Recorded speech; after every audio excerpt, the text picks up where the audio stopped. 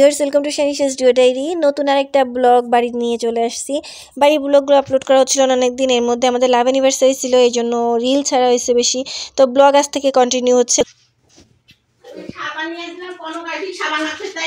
আমি আজকে গোসল করব, আজকে খুব দাও ওই সাবানটা নিয়ে নে। কয়টা আমি চল এটা চল মামাটা ভিডিও করে দেখ কি গালাগালি করে।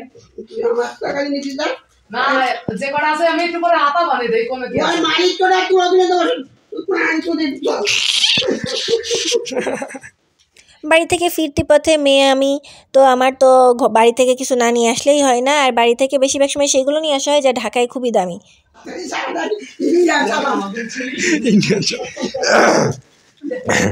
ইন্ডিয়ান সাবান, এটা তো পরিষ্কার হয় না, এটা তার গন্ধ ছড়ে আসে।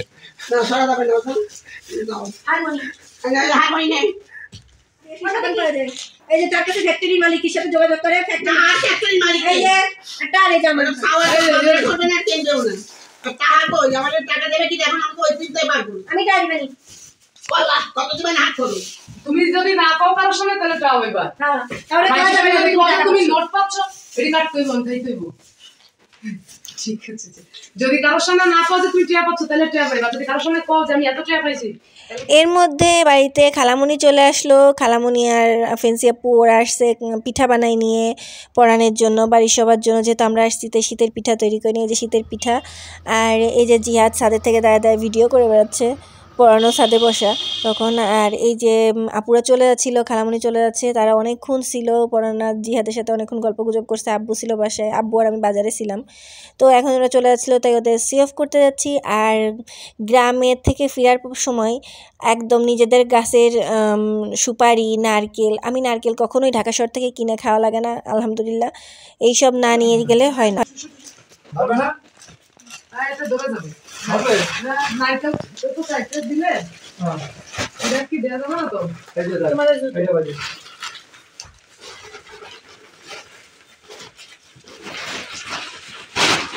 এই যে এটা ভালো হবে, এটা ভালো হবে না বাস বাস।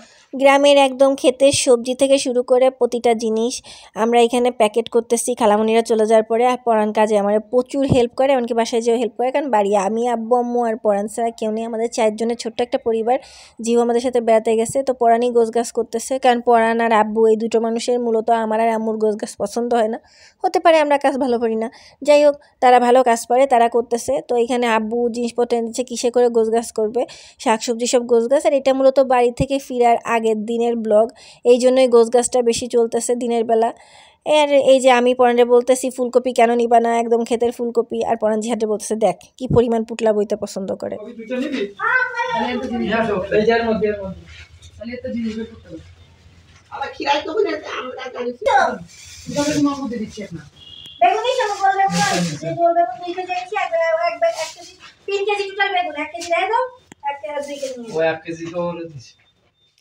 চরম গবেষণা করে 4 জন মিলে এই গোছগাছ প্যাকেট জাত করা হচ্ছে। আম্মু, আমি, পরাণ সবাই মিলে এটা করতেছে। আর জিহাদ বসে বসে সোফায় বসে ভিডিও করতেছে, কারণ এরকম পাগলামি তো আর সবসময় দেখা যায় না।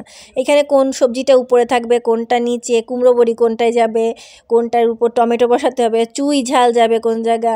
এছাড়া এখনও মাছ মাংস রয়েছে, মানে চিংড়ি মাছের ঘিলু টিলু, ঘেরের মাছ, পরাণের ঘেরের মাছ, এই সব রয়েছে। এগুলো সব নিয়ে আসতে হবে।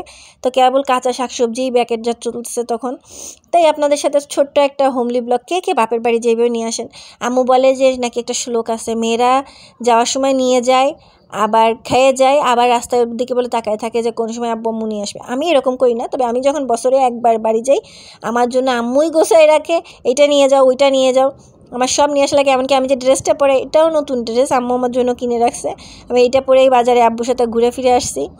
আর এখন এইগুলোই করতেছি। আর এমন না যে আমরা শুধু নিয়েই যাই, আমরা কিছু দিই না। আমরা যাওয়ার সময় পরানো অনেক কিছু কিনে নিয়ে যাই বাসার জন্য। এমনকি আমি যেও আব্বুকে জুতা কিনে দিয়ে আসছি, আম্মুকে শাল কিনে দিয়ে আসছি, যে যেটা পছন্দ করে সেটা দিয়ে আসি। বাট বাড়ির থেকে এই জিনিসটা খুব ভালো লাগে। আমার মনে হয় কি এটাই আমার বাবা মার আদর আমার প্রতি, ওই আদরটা আমার নিতে ভালো লাগে। আর পরাণ খুব বিরক্ত থাকে এই জিনিসটাই, কারণ এই বয়া বইগুলো পরাণের করা লাগে। দেখেন কি তোড় জোর করে সব গোছ গাছ করতেছে। আলুও কিনে নিয়ে আসা লাগছে, নতুন আলু, কারণ নতুন আলু 3 কেজি কয় টাকা জানি, ওই সময় দাম আরও কম ছিল, এখন এইদিকে দেখি সরেতন দাম অনেক অনেক অনেক বেশি। তো এই গোছ গাছ শেষে সন্ধ্যা হলো, কাকি এখানে পান পিঠা ভাজতেছে, যেহেতু পরাণ আসছে আমরা একদম হুট করে আসছি, এবার কোনো পিঠাটা বানানো হয়নি, তাই পান পিঠা ভেজে দিচ্ছে যাতে মিনিমাম ওটুকু খেয়ে যেতে পারি। আর আম্মু এইখানে আম্মুর সদ্যজাত স্বভাব চ্যাও ম্যাও করে চিল্লাই বেড়াচ্ছে। আর এই যে সন্ধ্যাবেলা সবাই মিলে মজা করতেছি, আর পরাণ আম্মুর পাশে বসে আমি দুধ চা খাচ্ছি। তো সবাই ভালো থাকবেন, আর বাড়ির পরবর্তী ব্লগের জন্য অপেক্ষা করবেন।